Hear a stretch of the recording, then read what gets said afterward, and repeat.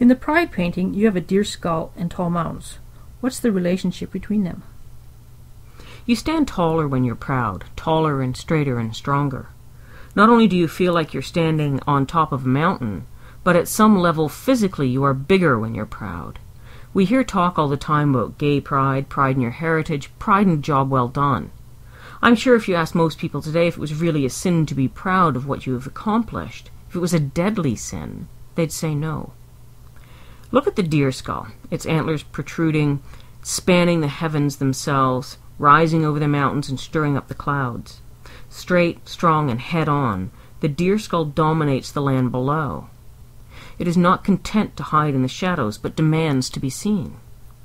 But pride takes on a sinister look if you look in the empty eyes and drawn-out jawline. The antler tips are angled toward you, the viewer, leaving you with a vague feeling of threat. Pride isn't as harmless as we say it is. While I fully support taking your place in the world, and of course in gay and lesbian pride and in social movements of liberty, those things have been intertwined with pride to the point of indistinguishability. Pride is for show. So are animals putting on a display? Like peacocks with displaying their feathers? Yes. Portraying yourself as bigger, stronger, and taller than you are is a defense mechanism. Pride is a defensive sin. It's a deceptive sin when it's stripped of that which connects us with the familiar. Separate modern pride from social and cultural movements, and you begin to see a spiritual truth, and that interests me. Without flesh to hide the truth, the anger and the danger of pride is revealed. This is not Bambi's skull. It's challenging you, threatening you, and this pride is not harmless.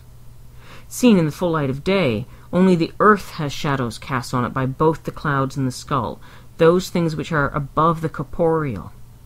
We all know that spirituality has a traditional place in earth and sky, and yet we are drawn to this skull, to its slender lines and jutting angles, the fusion of bones echoing the crevices of the earth below. Nothing is perfectly symmetrical in the skull. Nothing is perfect at all, except the desire to be proud. If you follow the outline of the landscape with your eyes and visually caress the skull and the antlers and see pride in a new way, look at the fragility of spaces between the bones and the vastness of the sockets designed to hold big, deep, trusting eyes. You can see the frailty of that which is left when the flesh of pride is gone. You can begin to see the true beauty of pride. That's the story that you have to tell yourself. You're the one creating the ending.